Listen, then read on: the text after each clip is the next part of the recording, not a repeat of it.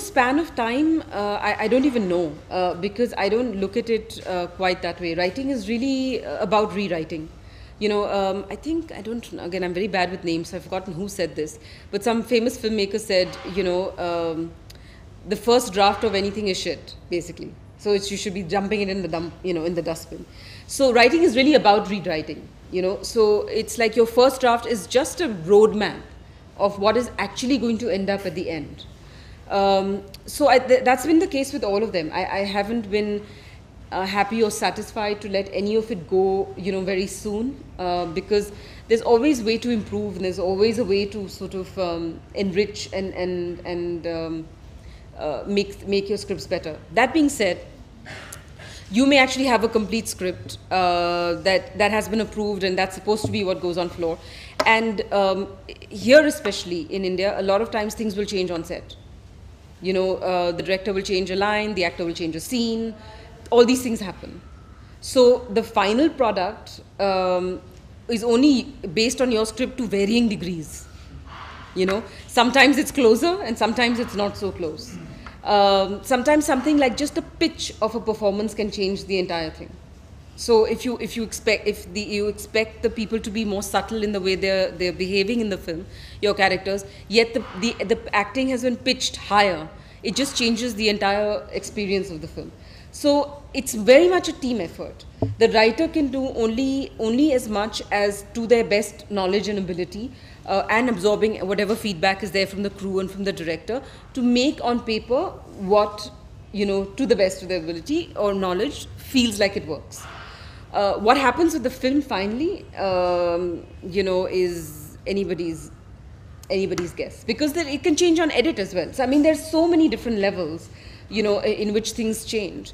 So often I read critics' reviews, and and they're talking about this aspect or that aspect and stuff, and I just laugh, because I'm like, you actually don't know you're only judging by what the final film is. But if you've been a critic and you understand the way the industry works as all, you should know, in fact, that it could very well not have been the way that was intended. But that's not how they discriminate things, and which is why it sometimes is a bit laughable, because unlike in the West, where you have a bound script, and often people are bound by contract, but directors are bound by contract not to be able to change it. But it doesn't happen here.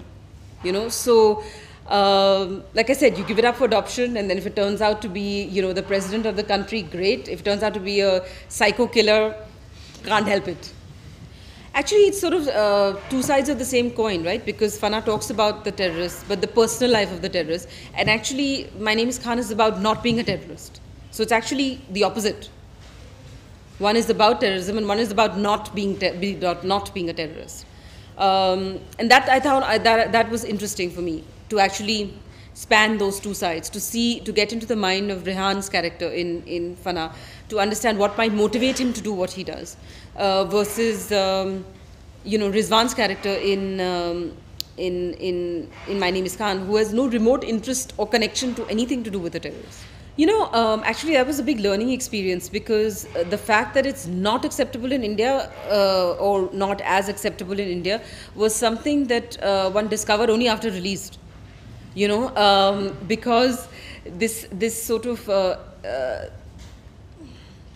wanting to shy away from reality. All of the people that were shouting loudest about, oh God, extramarital affair, and the fact that that she leaves this husband and whatever it is, have surely, in some distant or near connection, seen these things happen. Every day in the newspaper and on television, you're seeing these things. Someone's running on someone's wife, someone's running with someone's sister-in-law, this, that, all that is going on. But we don't want to see it on screen.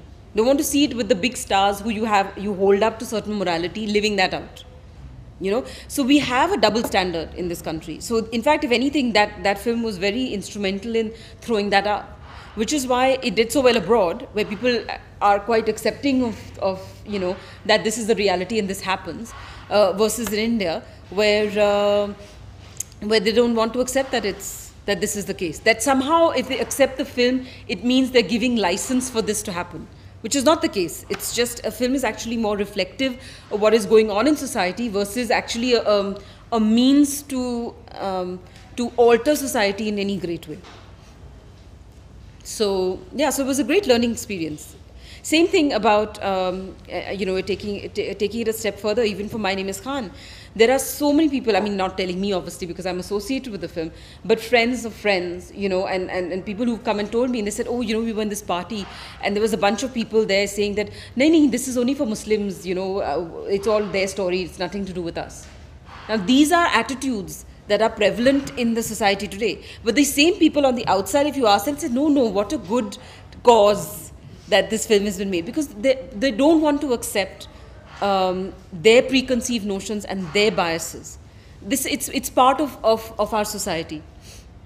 You live with it, what else?